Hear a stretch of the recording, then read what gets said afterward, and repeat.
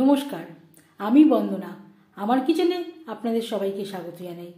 আবারও এসে হাজির হয়েছি মশলা ছাড়া শিমের একটি রেসিপি নিয়ে। আজকের রেসিপি মশলা ছাড়া শিম বটি। শিম বটি তৈরি করতে এখানে আমি নিয়েছি 500 গ্রাম শিম। শিম আমি ছোটো ছোটো টুকরো করে কেটে নেওয়ার পরে জল পাল্টে পাল্টে পরিষ্কার করে ধুয়ে নিয়েছি। শিম বটি তৈরি করতে আর নিয়েছি 2টো পেঁয়াজ, 2টো টমেটো। অবশ্যই এই রান্নাতে পেঁয়াজের ব্যবহারটা করব, যেহেতু আমি আর কোনো মশলা ব্যবহার করছি না। 3 চামচ রিফাইন্ড অয়েল তৈরি করে নিয়েছি। এবার দিয়ে দেবো পেঁয়াজ। এখানে আমি 2টো বড় সাইজের পেঁয়াজ কুচি করে অ্যাড করেছি। আপনারা যদি মিডিয়াম সাইজের পেঁয়াজের ব্যবহার করেন, অবশ্যই 3-4টে পেঁয়াজের ব্যবহার করতে পারেন। পেঁয়াজ অবশ্যই লালচে করে ভেজে নিতে হবে, না হলে এই তরকারির স্বাদ ভালো হবে না।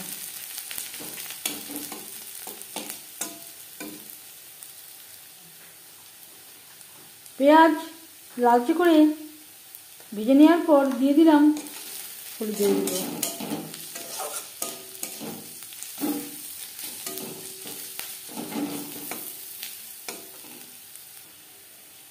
আর দিয়ে দেব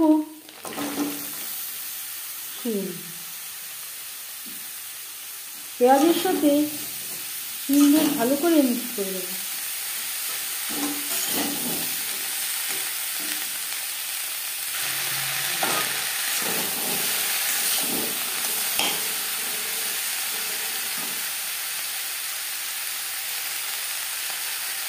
আর লাগছে স্বাদ মতো লবণ।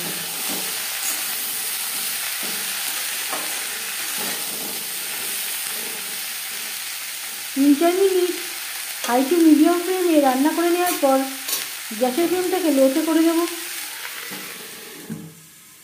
5-6 মিনিটের জন্য ঢেকে দেব।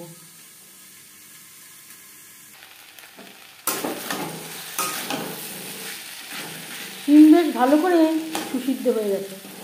এর মাঝে আমি 1-2 বার নাড়াচাড়া করে দিয়েছি।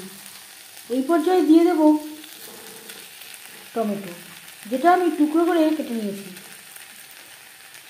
শিমের সাথে টমেটো বেশ ভালো করে মিক্স করে দেব। এখানে আমি 1টা টমেটো ব্যবহার করেছি। এইভাবে খুন্তির সাহায্যে আধা ভাঙা করে নেব।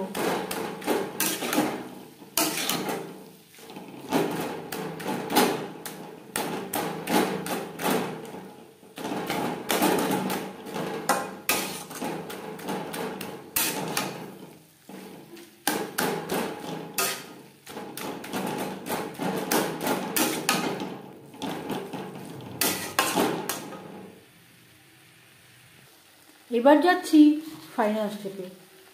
সব শেষে দিয়ে দেব আমি এখানে 4-5টা কাঁচা লঙ্কা চিড়ে নিয়েছি। ঝালটা অবশ্যই আপনাদের স্বাদ অনুযায়ী দেবেন। আর লাগছে ধনেপাতা কুচি। কাঁচা লঙ্কা ও ধনেপাতা কুচি শিমের সাথে বেশ ভালো করে মিক্সড করে দেব।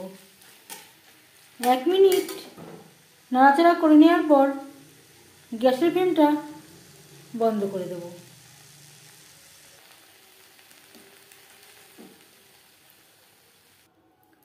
পাঁচ মিনিট আমি স্ট্যান্ডিং টাইমে রেখেছিলাম। শিম বটি রেডি সার্ভ করার জন্য। যদি আপনারা নিয়মিতভাবে তৈরি করতে চান, পেঁয়াজ বাদ দিতে পারেন, আবার পেঁয়াজের সাথে রসুনেরও ব্যবহার করতে পারেন। এই শিম বটি রেসিপিটি কেমন লাগলো অবশ্যই জানাবেন কমেন্টের মাধ্যমে। যদি এই রেসিপিটি ভালো লেগে থাকে, লাইক করবেন, শেয়ার করবেন, সাবস্ক্রাইব করবেন আমার চ্যানেলটিকে। বেল আইকনটা প্রেস করে দেবেন। যখন আমি নতুন ভিডিও আপলোড করব, তার নোটিফিকেশান সবার আগে আপনার কাছে পৌঁছে যাবে।